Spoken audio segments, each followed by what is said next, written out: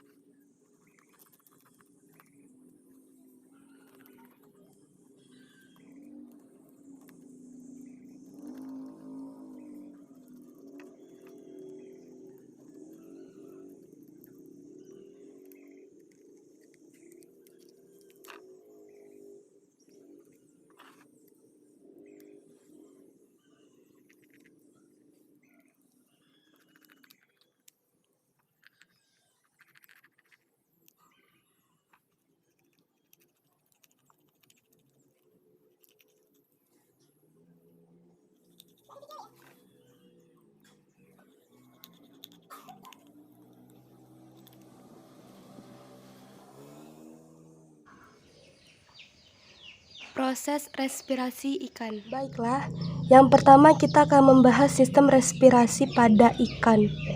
Pada bagian yang saya tunjuk ini itu merupakan insang. Insang merupakan organ respirasi pada ikan. Insang itu terdapat lembar-lembar insang. Coba kita ambil ya. Nah, ada banyak sekali lembaran-lembaran insang. Pada bagian yang berwarna putih melengkung ini disebut dengan arcus branchialis atau tulang insang yang berfungsi sebagai tempat menempelnya lembar-lembar insang. Bagian yang berwarna merah ini itu disebut dengan gill raker atau yang berfungsi sebagai tempat pertukaran gas pada ikan. Sistem pencernaan ikan. Kemudian selanjutnya kita akan membahas sistem pencernaan pada ikan. Jadi awalnya makanan itu masuk melalui mulut. Nah, di bagian mulut ikan ini terdapat gigi kecil-kecil dan juga lidah. Di mulut ini terjadi pencernaan secara mekanik yang nantinya makanan tersebut akan diteruskan ke esofagus. Esofagus ini lokasinya terletak di antara insang. Di dalam sini ini tidak terlihat. Kemudian nanti makanan ini akan masuk ke lambung. Nah,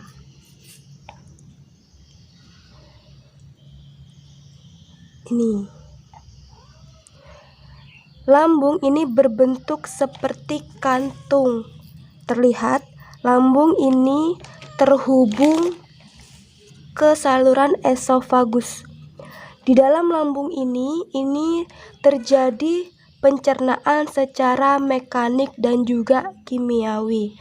Pencernaan mekanik itu terjadi oleh adanya kontraksi di dalam lambung, sedangkan pencernaan mekanik itu terjadi karena adanya dari HCl dan juga enzim-enzim lainnya. Setelah dicerna, makanan nanti akan berbentuk berupa kim. Nanti kim ini akan masuk ke dalam usus, di mana di usus ini akan terjadi proses penyerapan nutrisi, protein, dan zat-zat lainnya yang nanti makanan tersebut akan diteruskan ke ujung usus ini atau yang disebut dengan rektum, di mana nanti rektum ini akan terhubung ke anus. Bisa kita lihat ini ada anusnya di sini. Kalau kita masukkan tuh ini terhubung masuk. Sistem sirkulasi ikan. Selanjutnya kita akan membahas sistem peredaran darah pada ikan. Sistem peredaran darah pada ikan ini merupakan sistem sirkulasi tunggal, di mana darah itu akan mengalir melalui satu tempat yaitu jantung. Nah, jantung ini terdiri dari darah yang tidak mengandung oksigen atau yang tidak berisi oksigen, di mana darah itu dari jantung dipompa menuju insang untuk diisi oksigen lalu diedarkan ke seluruh tubuh. Jantung pada ikan itu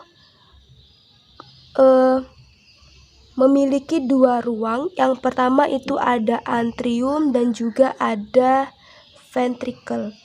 Antrium yaitu ruangan pada jantung yang berwarna gelap karena memiliki dinding yang tipis dan berfungsi mengalirkan darah ke ventricle. Sedangkan ventricle itu mempunyai ruang jantung yang berwarna terang karena darah dari antrium lalu karena berfungsi untuk menerima darah dari antrium lalu dipompa menuju insang melalui konus arteriasus. Itulah tadi hasil praktikum yang sudah saya lakukan. Semoga bermanfaat. Sekian, terima kasih. Wassalamualaikum warahmatullahi wabarakatuh.